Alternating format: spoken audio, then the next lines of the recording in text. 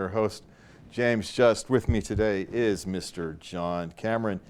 You know, John, there was a big kerfuffle the other day about the feminism in space. Katy Perry, Gayle King, and I'm blanking on the rest of the names, but took a trip to space the other day, and people are all upset.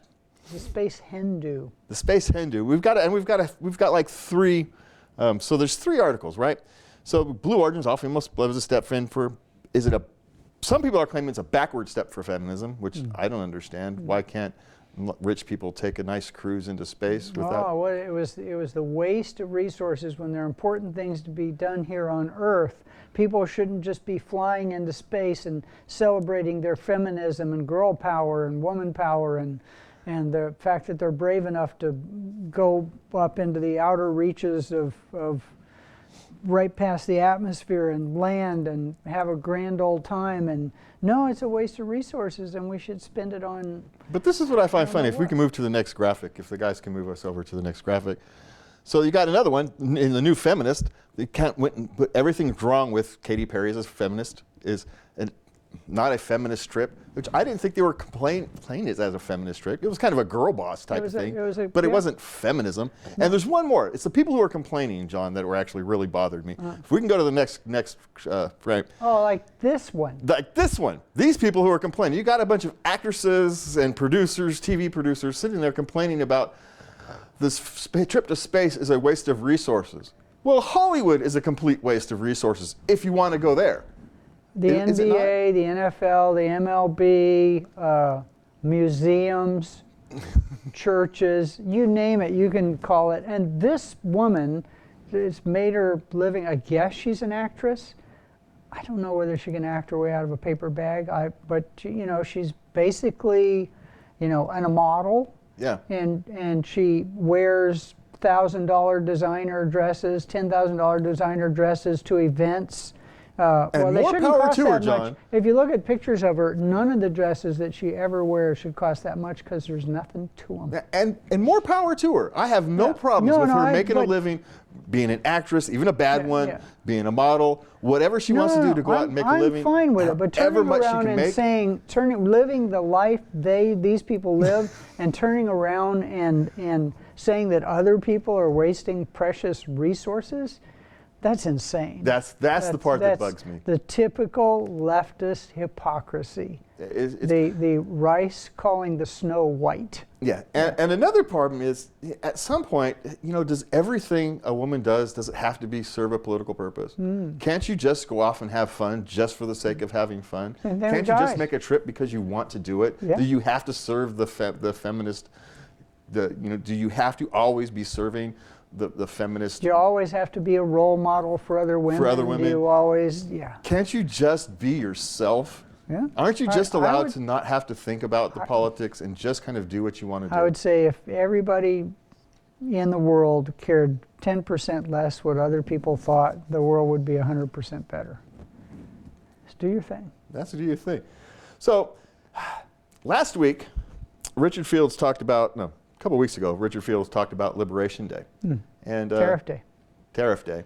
And he's gotten expanding on that this week, but as you'll find out again next week, Richard's in the stands, and his traveling companions didn't want him to record it, so he sent it to me, he sent the text to me, I pushed it through an AI, so we get an AI Richard this week.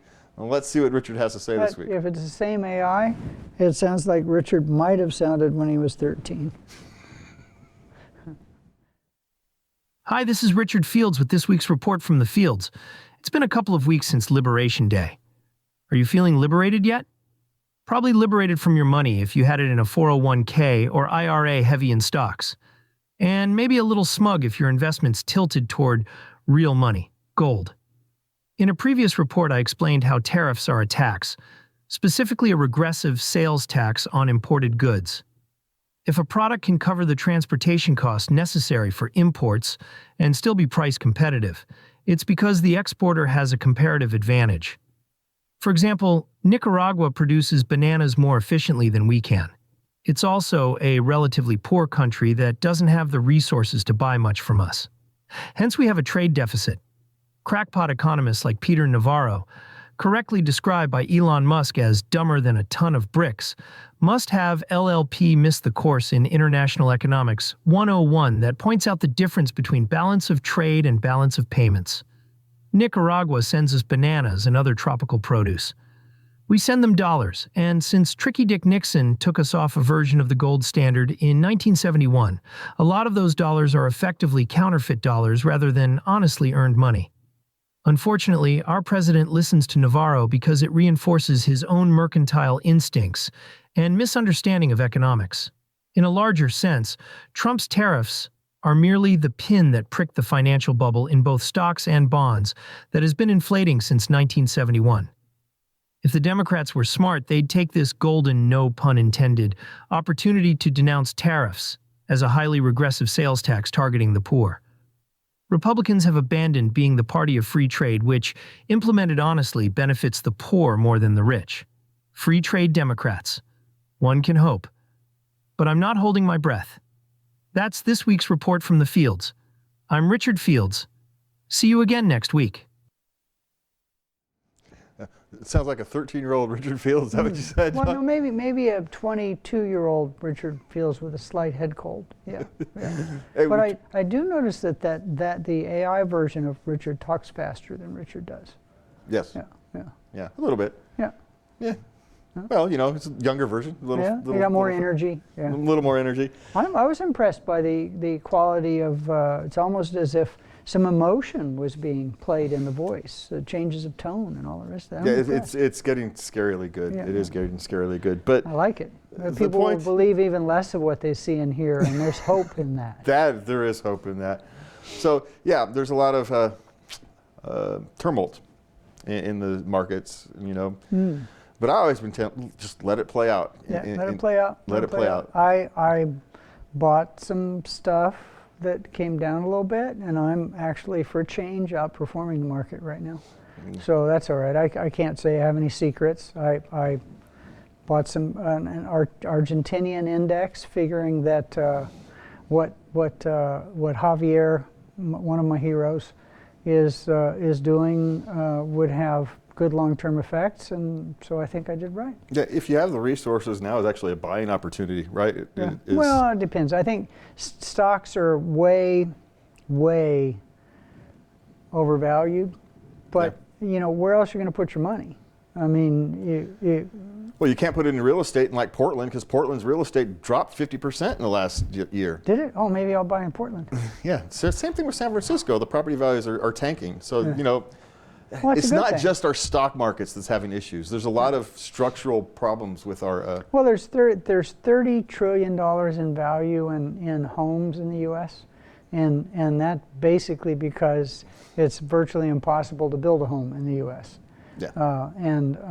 So, I think there's some good things happening, and we need to cover the things, but I won't talk about it. But very quickly, even the Democrats are talking about the cost of regulation now, especially on housing. Yeah, so it's going to be really hard for them to even appear to be quasi-rational when they talk about how if we reduce regulations on housing, we should have regulations on everything else. So it might be just the chink in the armor we need. Yeah, it's one can hope, John. One can hope. California voters are having Trump resistance fatigue, is what a poll has come out and it's a poll of lefty publications.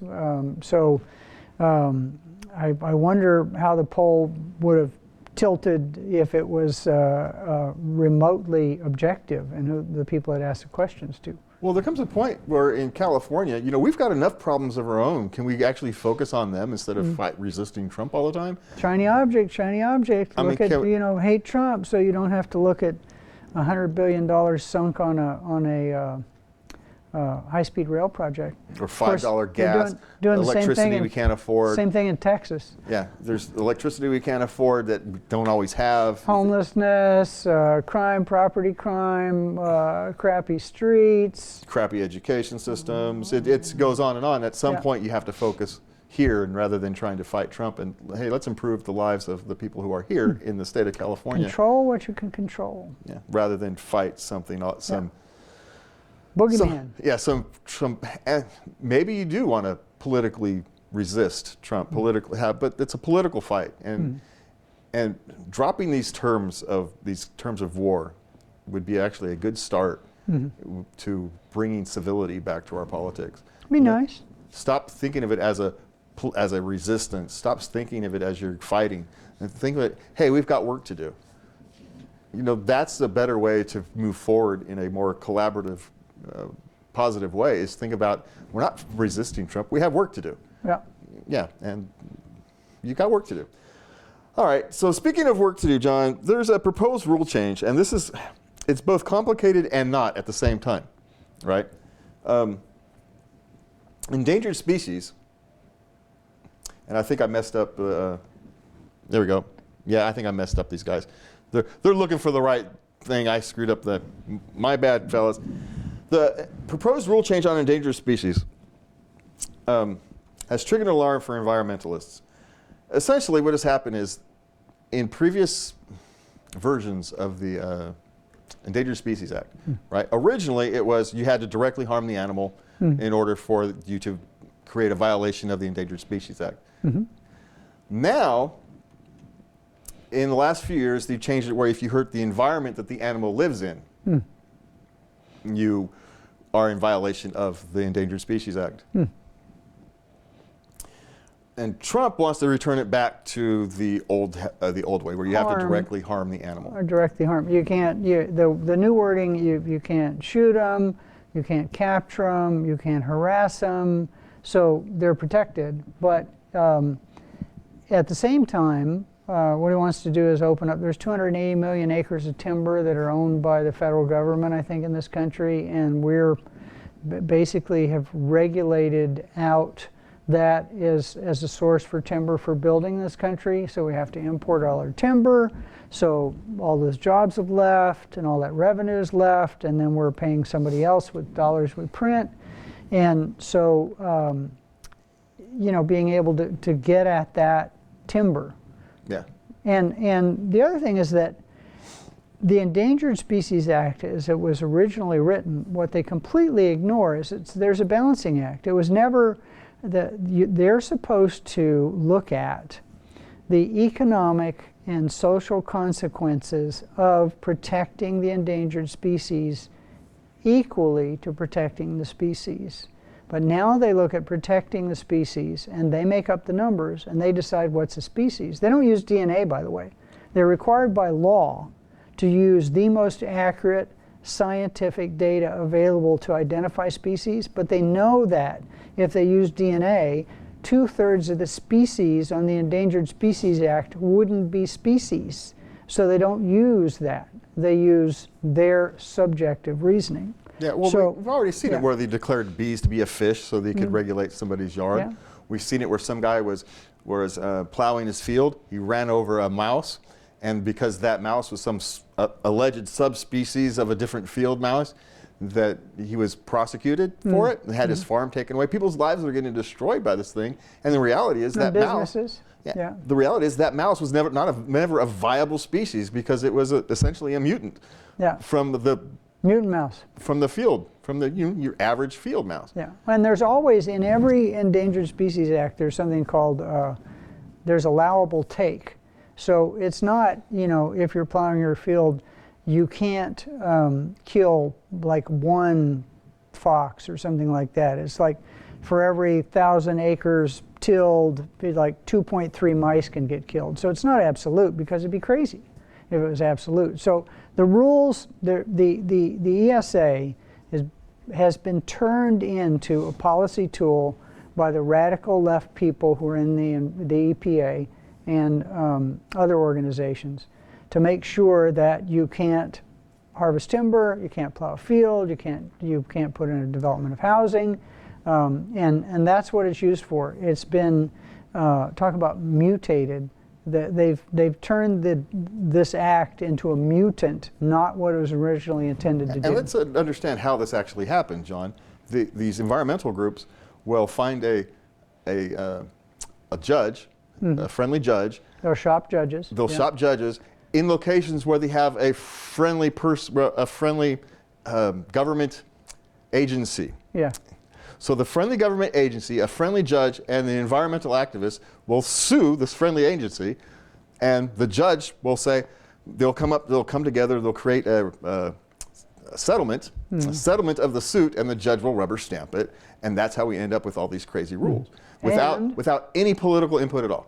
And many of these environmental organizations receive direct government funding to sue the government to stop things that would provide food, timber, housing, and employment.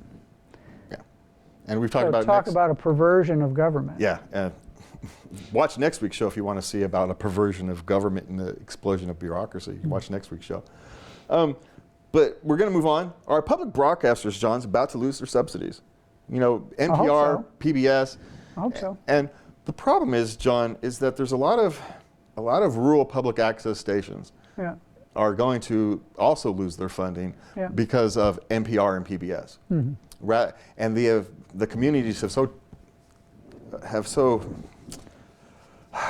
gotten themselves so tightly knit that it's hard for the politicians and the public to separate them, to separate a rural station from NPR and PBS, but they're not actually the same thing. No. They participate in some of the NPR, like I know you have to pay for those programs, though. Yes, well, it's not even the programs. NPR happens to run some one other thing happens to run some like music licensing for small stations and things like that. And so there's a special licenses and music licensing, and NPR runs that. And so if NPR loses their funding, the question is, are those special rates and it's going to go away? How much of I have a question. Yeah. If this is important to local communities, then local communities get together and come up with the tax dollars to do it. And if it's not, then they won't. The other side of that coin is, since we know that every entity that gets government assistance becomes inefficient. If they were required to do exactly what they do with only, 1/3 of funding for NPR and PBS comes from federal government, something like that? Yeah, for PBS and NPR, it's like 15% for PBS, and NPR is a little more. But so if you can't find 50, I guarantee you that I could find 30% waste in what they do, and they could operate exactly the same way they do on less money. But they've, like our colleges and universities, you know, they get all this gimme money, so they spend the gimme money. You don't have the gimme money, you don't spend the gimme money. But they won't. You know what happens, John? They cut out the things people want. Yeah, you extort the money out of them. Yeah, they cut the things that people want. They cut the rural support for. I mean, the support for rural community stations, while they're going to preserve the support for PBS and NPR and the content they're creating, which is the real problem. Is that we talked about it. I think we talked about it last week or a couple of weeks ago, where the 87 of the NPR's editorial room. 87 members. There's 87 members in their editorial room that are registered Democrats. There's 0 registered Republicans. That should literally be impossible. Oh, it is impossible. I mean, it should literally be impossible, but yet they've created the environment where that has happened. Yeah. But their own studies show that they are fair and balanced, that they do objective reporting. Anybody with a IQ over like 65 listens to NPR will know that they are radically left-wing and on the cutting edge of progressive craziness about everything. Well, back in the 80s and the 90s, their topic selection was left-wing, but they were fairly honest in how they covered the topic. They had, and now they're just completely far left. They had Wall Street Week. They had other programs where you know, the people who went on, the experts in the field, couldn't be lefties because they ran mutual funds. And you can't be a lefty and run a mutual fund. You can be on the board and try to run it into the ground and then get sued for it, but you have to understand market forces. So their selection of programming has changed, and they do some wonderful programs. And I watch some of them. I listen to like Science Friday and all this other stuff. So if there's a market there, they can figure out a way to run this with less money. And what will happen if there's less government money for them to spend representing 2% of the American population politically, which is what they do, the craziest 2%, that's what they represent, then more people will listen and watch, and they'll get more donations, and we're good. Yeah, well, and less money means less strings, right? Yeah. Government money comes with lots of government strings, and so less money means less strings, which means more freedom. I mean, there's a balance there. All right, so we're going to move on, John. The UK is having a crackdown on pub banter to help anxious staff, allegedly, John.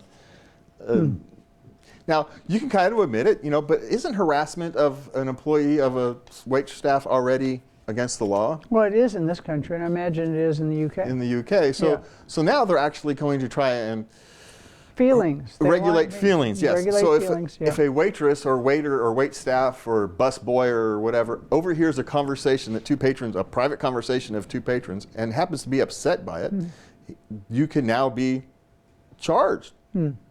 Well, there's a good chance it's going to fail because it's coming out of the House of Lords. They have a House of Lords. They don't have a House of Ladies, but that's a whole different thing. And so there's a chance it won't make it out of committee. They don't call it that in the UK. But banter is banter, you know. I mean, come on, folks. If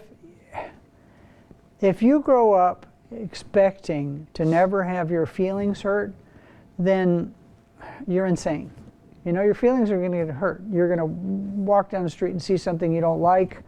Close your eyes, right? Yeah, don't listen. And this is a problem in the UK and all of Europe, where just basic freedom to express yourself amongst yourself, not even going out on the public street and yelling at, you know, yelling protests or anything. You're talking about people having a private conversation, but because it happens to happen in a quasi-public place, now all of a sudden it's regulated speech. And that's not just in the UK, that's all of Europe. And we have a lot of, in Canada as well, and we have a lot of people here in the United States who would like that. Yeah. It's much worse there, and this is how bad it is, folks.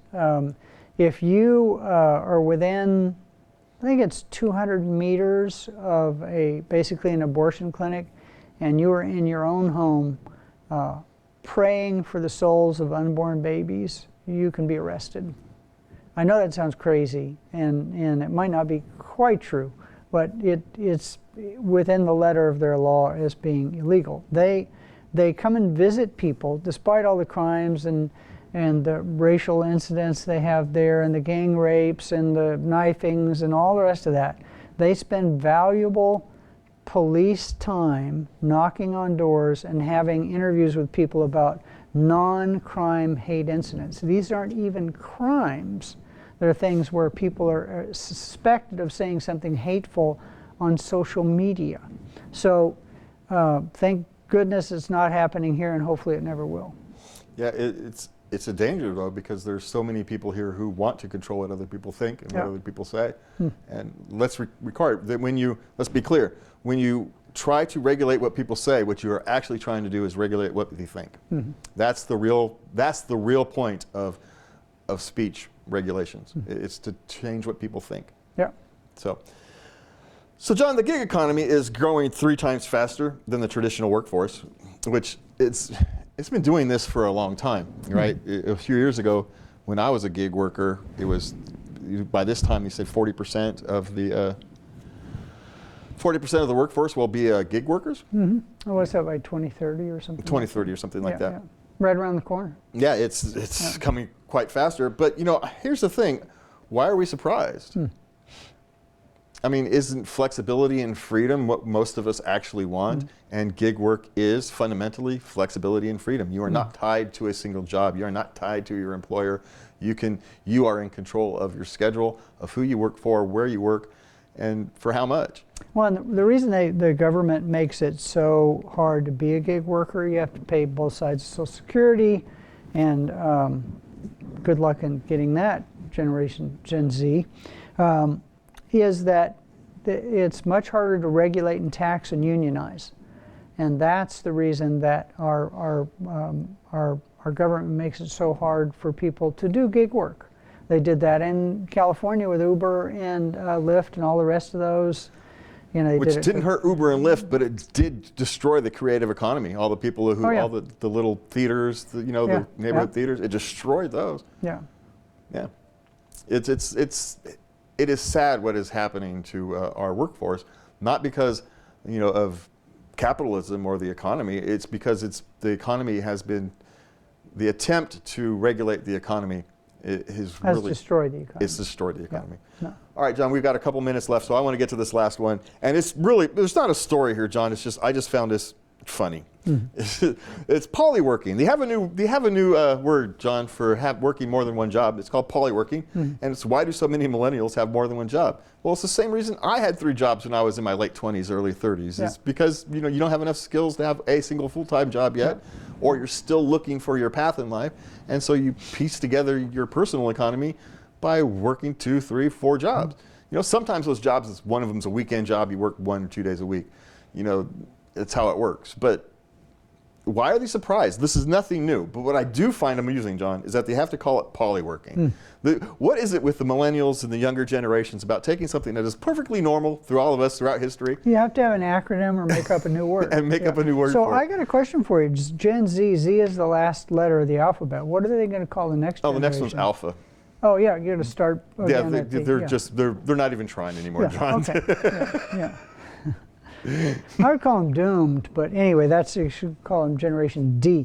No, they're not doomed. I mean, with all the medical advances and technological advances and free energy that's on the way with nuclear power coming back, and the fact that this tariff experiment's going to fail and we're going to have free trade, and the fact that our government, at least the Republican part of it, is talking about demilitarizing, not being the world's policeman. There's a lot of good things. A lot of good things going to happen. Well, here's the thing, John. We're old enough to now know that the new generation is always claimed to be screwed, right? I mean, I was said that Gen X, technically, I think I'm Gen X. And we were told that we're going to be screwed, the world is going to be over, the ocean's going to rise, we're all going to die. That hasn't happened. It hasn't happened yet, and reality how far the ocean has risen in the last 100 years, folks? That far. That far. And here's the thing, John, the reality is, can you actually would any of us actually go back in time to a previous time? If you could have a time machine, you could pick any time in history to go back and live. Would you choose anything other than, anything earlier than the 80s? Just no way I would choose anything earlier than the 80s. Well, there was this one girl, but anyway, that's a whole different story. That's a whole different story. But my point is, John, that life is always getting better. Yeah. Sure, you may have a year or two where things disintegrate. This is Dale Morgan thanking you for watching the Libertarian Counterpoint each Thursday at 8 p.m. Channel 17 on Comcast, on YouTube, and on Facebook. We invite you to come again next week for the Libertarian Counterpoint.